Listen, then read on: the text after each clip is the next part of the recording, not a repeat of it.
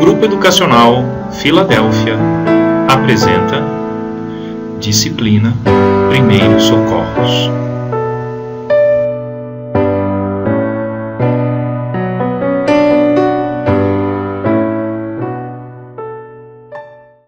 Disciplina Primeiros Socorros. Aula 1. Olá! Falaremos hoje sobre primeiros socorros e primeiro atendimento, o suporte básico de atendimento à vida. Com isso, entraremos primeiramente nos objetivos gerais. Falando dos objetivos gerais, temos que levar em consideração que o aluno precisa ter as noções básicas de primeiros socorros, tendo como principal objetivo capacitá-los a realizar procedimentos básicos de primeiro atendimento, informar sobre as medidas a serem tomadas, bem como o que não deve ser realizado, evitando-se assim um agravo da possível vítima. Atuar com eficácia nas situações de emergência e urgência requer um conteúdo muito programático. Então, para formar agentes multiplicadores, nós devemos atuar com os primeiros socorros da seguinte forma. Quando falamos de atendimento de emergência, baseamos nos 3 R's. Quais seriam os 3 R's? Primeiramente, rapidez no atendimento. Precisamos ser rápidos, precisamos ser eficazes. O segundo R, o reconhecimento das lesões, identificar o que está acontecendo. E o terceiro R, a reparação dessas lesões, iniciar exatamente com a questão do primeiro atendimento. O socorrista ele é o primeiro a atender a vítima. Outros sucederão. Tanto a continuidade como a manutenção da vítima e da vida, elas precisam ser evitadas para o segundo acontecimento de trauma. Então distribui-se tarefas. Assim como transeuntes que estão passando podem ajudar, muitas vezes podem também ser inúteis e acabar atrapalhando. Quais são as recomendações aos socorristas? Primeiro, procure sempre conhecer a história do acidente. Peça ou mande pedir um resgate especializado, enquanto você realiza os procedimentos básicos. Sinalize e isole o local durante o acidente. Durante o atendimento, utilize de preferência as luvas e calçados impermeáveis, pois a sua proteção também é importante. Lembre-se, manter a vítima viva até a chegada do socorro é fundamental. Segundo momento, podemos também citar, evitar causar o chamado segundo trauma, isto é, não ocasionar outras lesões ou agravar as que já estão existentes. Nós trabalhamos com 10 mandamentos do primeiro socorro. Quando falamos de socorrista atuando diretamente com a vítima, nós temos que entender que, primeiro, mantenha a calma. Segundo, tenha em mente a seguinte ordem de segurança quando estiver prestando um atendimento a uma vítima. Primeiro eu, o socorrista, depois a minha equipe, isso inclui os transeuntes, as pessoas que passam, e por último a vítima. Isso parece um pouco contraditório em um primeiro momento, Mas temos que ter um intuito básico de que não podemos gerar novas vítimas.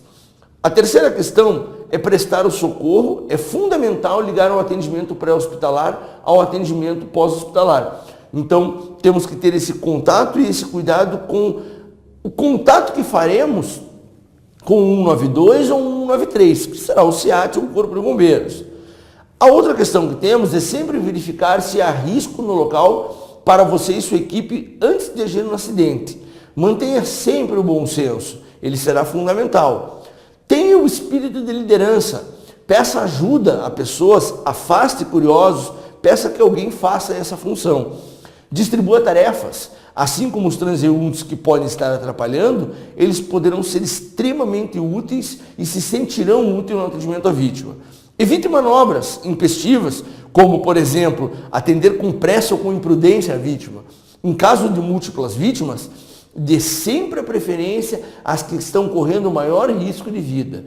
Esqueça aquele pretexto que nós temos de que a criança em primeiro lugar. Entre uma criança e um adulto, ambos com uma parada cardíaca, sempre se dá preferência à criança. Mas entre uma criança e um adulto com uma lesão, sempre trabalhamos com a lesão mais grave. Obrigação legal no primeiro socorro é a obrigação moral, quando a função profissional exigir, quando a pré-existência numa responsabilidade ela seja intrínseca e após iniciar o atendimento de socorro. Omissão de socorro já significa uma outra situação.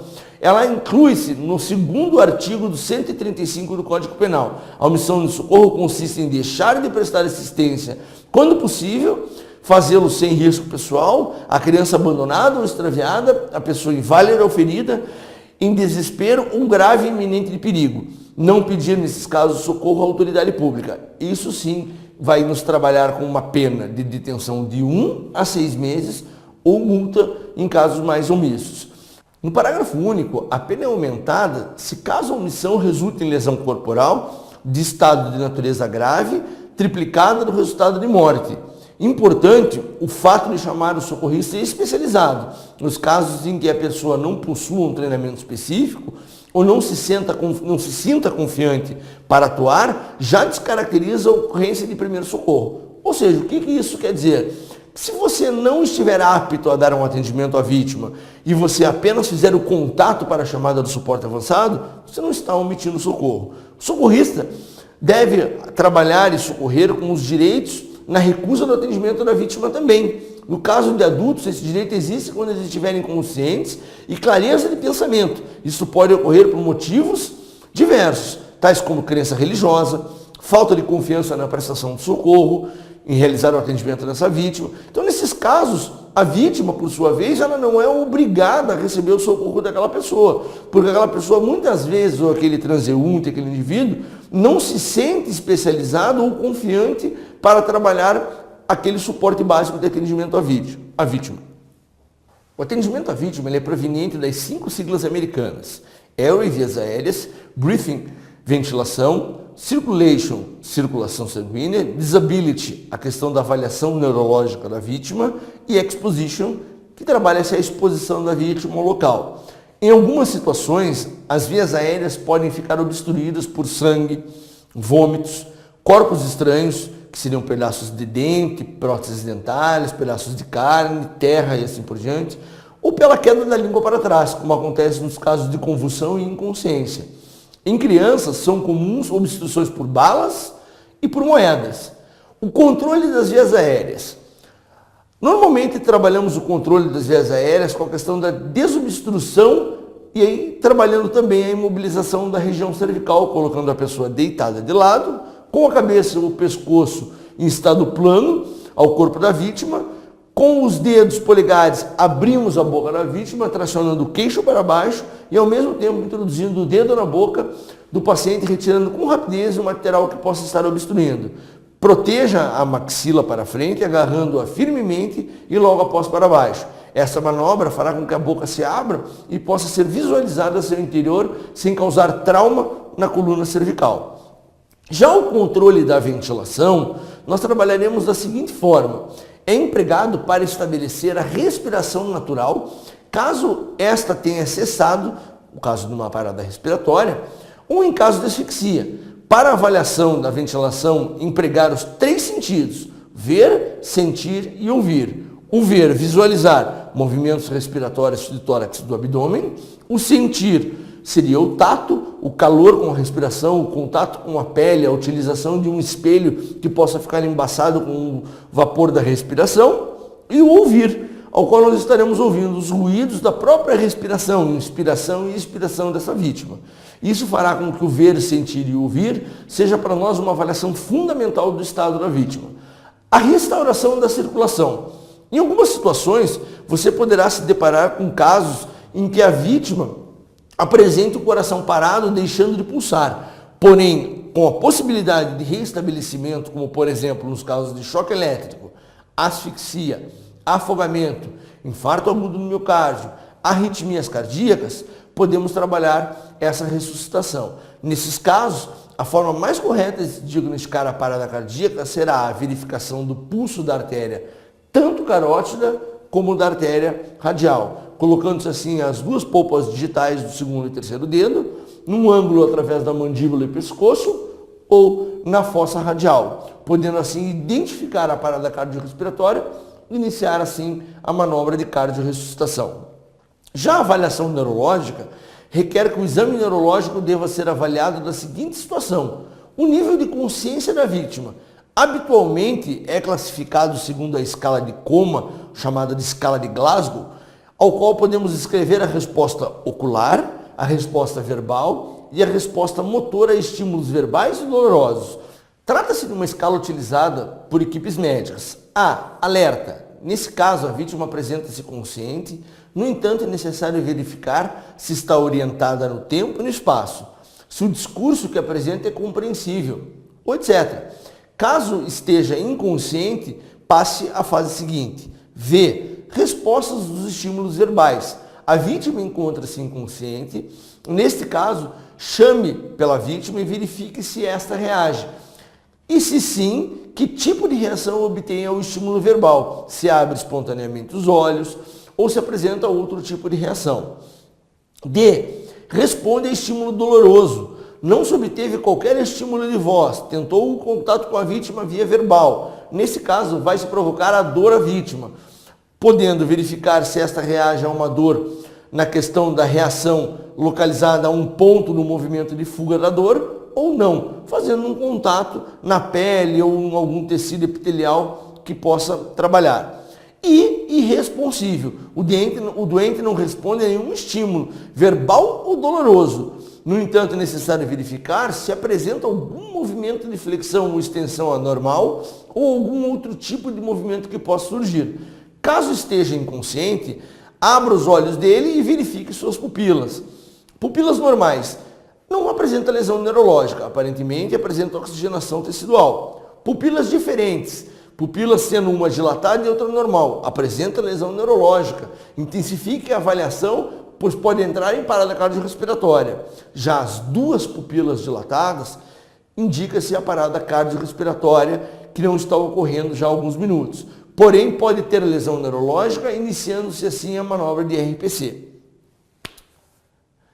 E, somente após completar todos os passos da avaliação primária e a parte secundária, onde deve-se fazer a inspeção da cabeça aos pés, de forma a observar a presença de alterações ou não, que trabalhamos essa questão.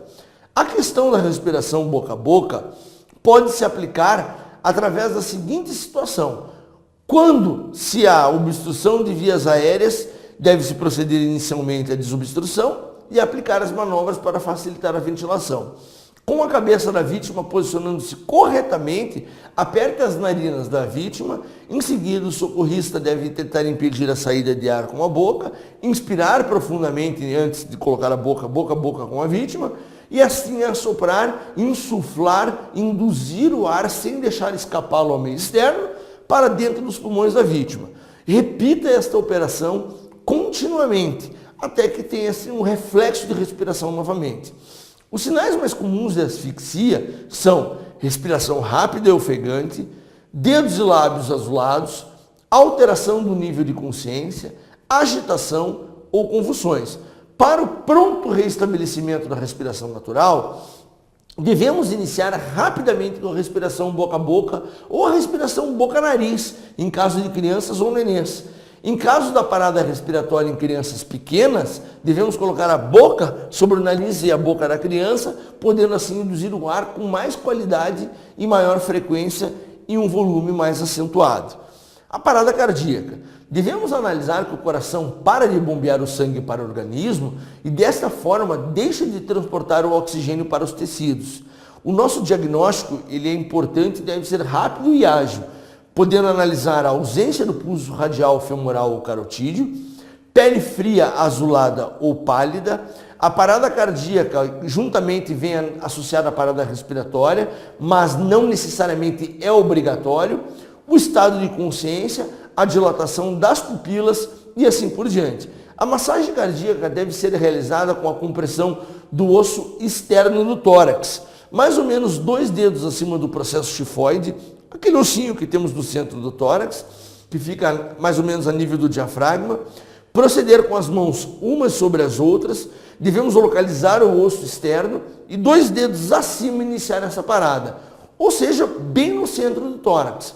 Com as mãos espalmadas, devemos colocar as 2 mãos sobre o tórax da vítima, entrelaçando ou não os dedos, puxando o corpo para trás e devemos comprimir constantemente num ritmo podendo contar 1001, 1002, 1003, 1004, até 15 massagens intercalando com 2 ventilações. Para o adulto, normalmente trabalhamos com esse procedimento que é o que rege a American Heart Association.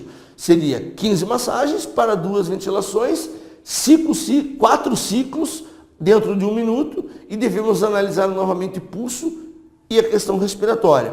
Quando devemos interromper essas manobras?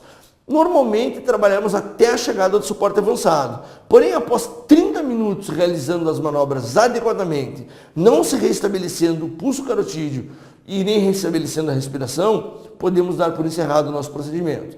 Caso o socorrista seja trabalhado com crianças ou recém-natos, devemos com a criança trabalhar uma mão, não inserindo assim as duas forças de duas mãos de compressão, e no bebê, crianças de colo até 1 ou 2 anos, com apenas 2 dedos.